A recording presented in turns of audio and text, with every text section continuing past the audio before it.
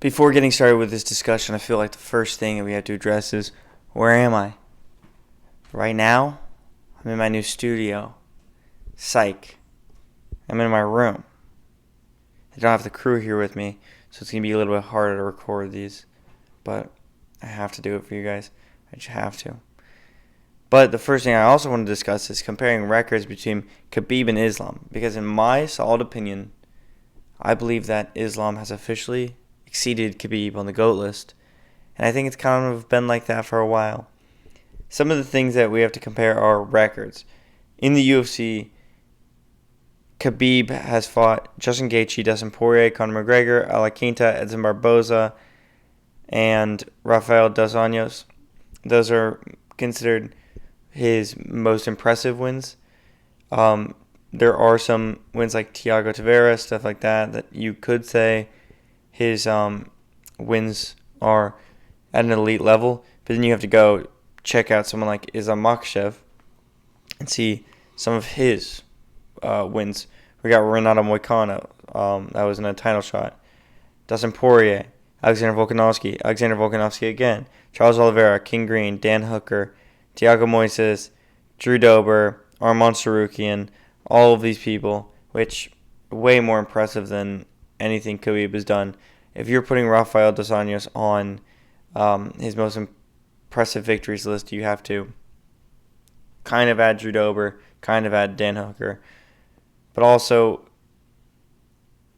Tapology has him as the number one ranked grappler of all time.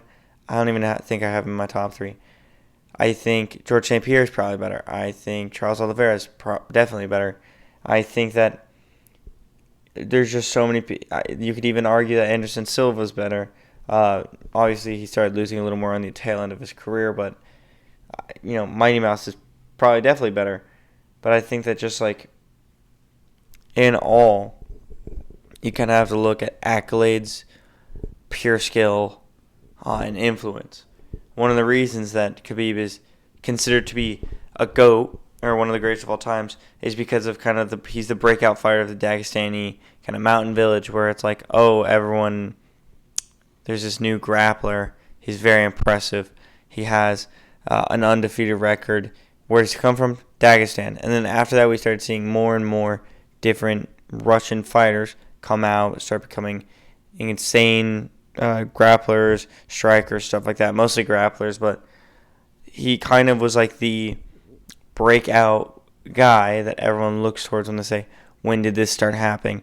Especially a lot of people who don't like Dagestani fighters, like names that we won't say, but he kind of was just the first guy. That, as well as his win over Conor McGregor, that kind of put his name into the spotlight, especially because Conor McGregor was such a big personality, and he was also one of the pound-for-pound best at the time. Dana had him as number one. Stuff like that, where he got dominated and then submitted, and then we never heard about them fighting again because they just wouldn't for some reason. I believe that not only is Khabib not a top 5 grappler, I don't think he's even on the Mount Rushmore. I think it's impressive to be undefeated, obviously, because you're beating people, but I would say that the people he has fought doesn't really even compare to the people that Dustin Poirier's fought. I believe that Islam Makhachev would dog walk Khabib. I think that Islam Makhachev is a better wrestler.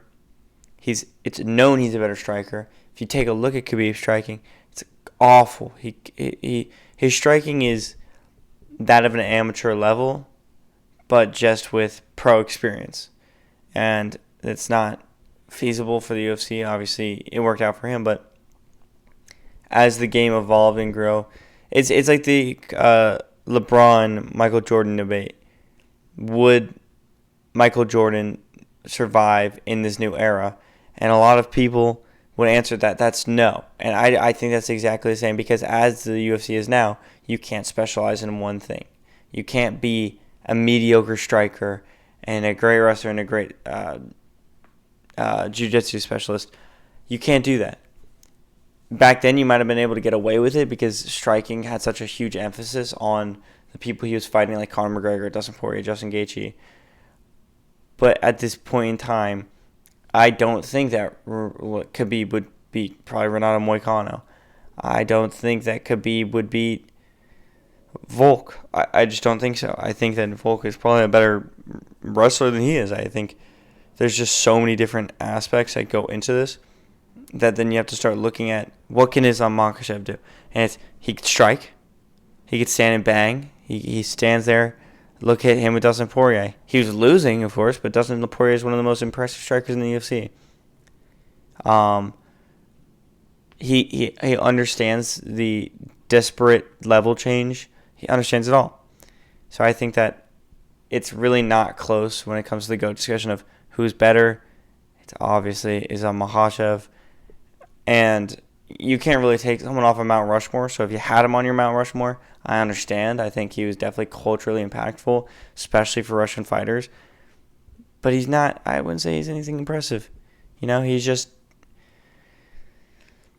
He just caught the early rush of importance of what it meant to be a Russian Dagestani fighter, and he kind of set the narrative that, hey, we might not be the best strikers, but we could sure as hell grapple, and we could sure as hell submit you, and you have to be able to adapt in the current landscape of your sport, which could be just probably wouldn't.